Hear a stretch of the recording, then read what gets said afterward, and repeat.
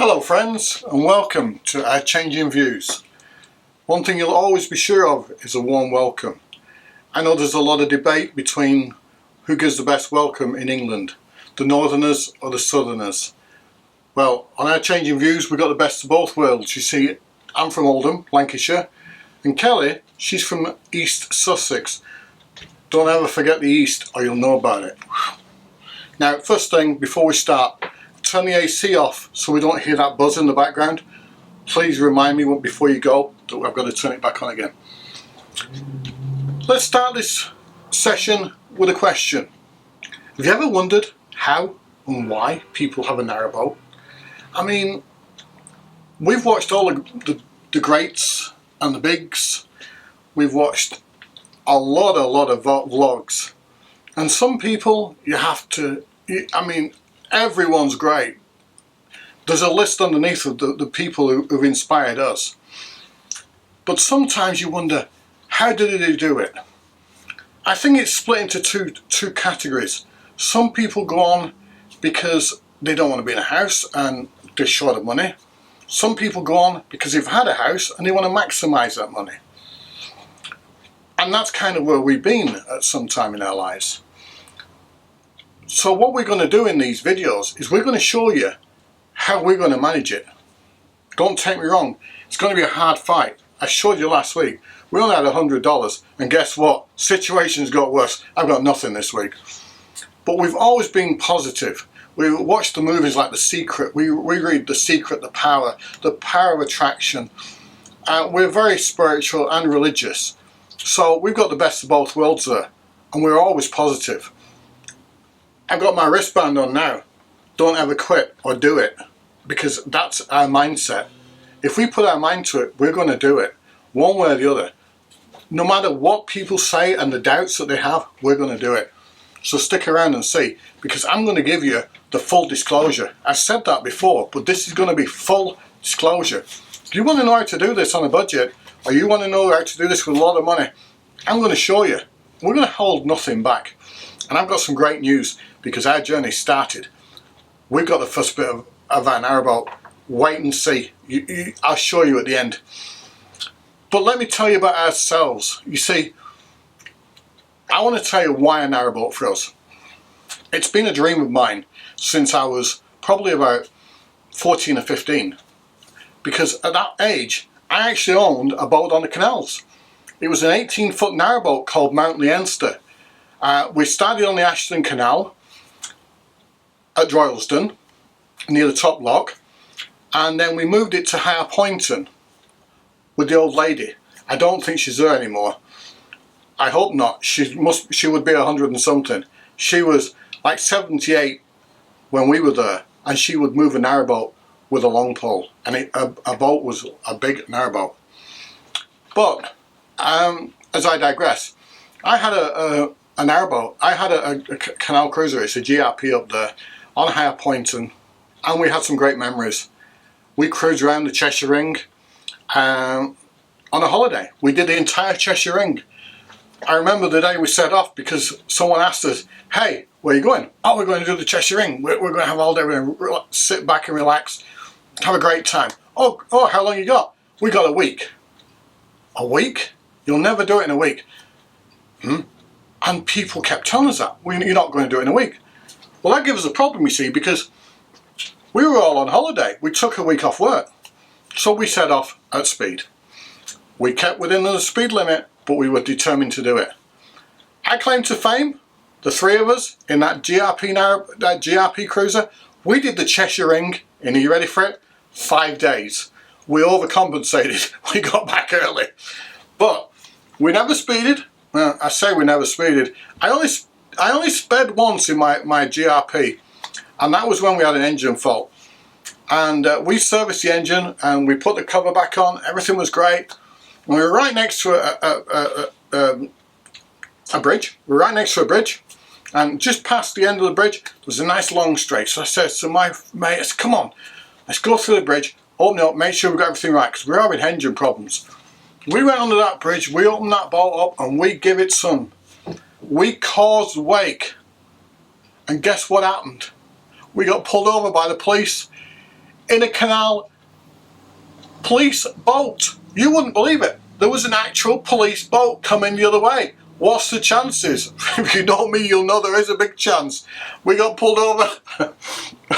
We explained the situation and he laughed and let us off. But that was the only time I've ever sped in a boat, and I've never sped since, because knowing my luck that I'd run into the same policeman on the same boat. But that's where we come from on boats. Then I sold the boat. I went working around England. As I was working around England, I bought a little caravan, 18 foot, talk about tiny home. I was determined to have my own privacy and comfort as I worked around England.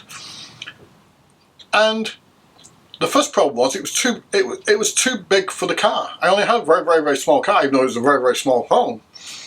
And I remember that I drove for 5 hours. Well, it should have been a 5-hour trip. I think it took 10. I drove at 30 miles an hour. I set off in the evening and drove all through the night because I knew that there was a weight imbalance on this car. I loved it. Loved the living. Loved every part of it. Lived in that home for a year. The following year, I met Kelly, my lovely wife. We've been together since '89. You do the maths, we're still together. But we needed a bigger home. We went to buy a caravan.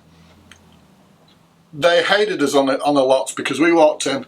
The guy would open the door. How about this one? We'd look through and go, no thank you. Because you see, once you've lived in a tiny home, you know what works. You know what doesn't work. Sorry, I've got a timer on. You know what works, you know what doesn't work. You know the ins and outs, you know what's great, what's not so great. And that is why when we bought the next caravan, it was perfect. And that's why we've already been shopping for narrowboats and we have the perfect scenario in our heads. We have no money yet, but I'm not going to worry about the universe, God, life energy, you call it what you want. I call it God. I call him God. We're going to get this. We're going to get there. So I've got a picture in here of what we need. This is how we came to have a dream of living. This is how I came to have a dream of living in Narrowboat. Back in 2006, we had a choice, that dream or live the American dream. We took the American dream. We moved to Florida. I'm in Florida now, I'm in Apollo Beach. Must remember to turn the AC back on or we'll both be sweating cobs later. But we moved to Florida. That was in 2006. Things didn't go well for us. They went alright. Remember this? We don't give in. We kept going. We kept working towards our dream, the American dream. We were just getting to a point where we weren't sure and we were looking to sell the business and move back. We kept on for a few months while we got the best price.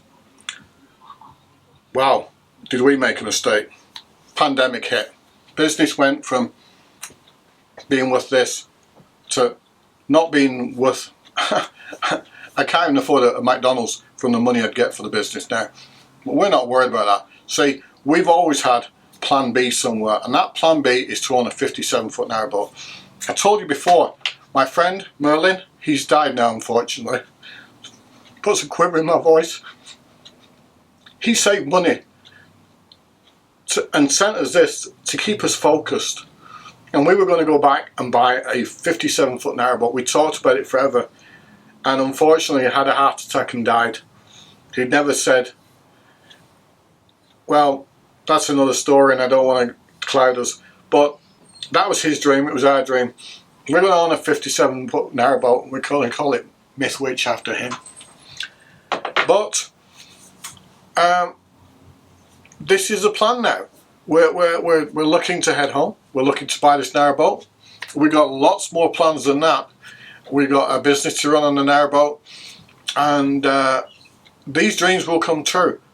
But that's our why. I mean, some people, you'll never know why they're on a narrowboat. Some people, they start small, they buy bigger. They start cheap, they buy a good one. They come, they go. I've seen it all. But we've got that determination, and because of that, I've started our trip. I have made the first thing for our narrowboat. This is the start of our 57-foot narrowboat. Now, are you ready for this? I've got a fender. It's our first part of our narrowboat. Okay, I'm probably going to need what? 15 more? But this is the first one. And here's the surprise. I made it. I wanted to do something on the boat that was boat wise, and this is it. So I started first with some key fobs and some bits and pieces. I made a lot of key fobs. We're going to have a lot of keys on this boat, and they're all going to have a key fob. But then I actually started making fenders. This is my first one. If you want to buy a fender, see me when I'm on my narrowboat, and I'll see you right. But that's it for now. The views aren't changing yet, but they will. Changing views, it's a way of thinking, and you're welcome to come along. We hope you'll come along, because we're going to see many beautiful things. We're going to see the best that England's got to offer, and we want you to come and join us. So, for now, here in Apollo Beach, soon one day to be on the Macclesfield Canal, or any canal in England, welcome or goodbye from our Changing Views. See you again now.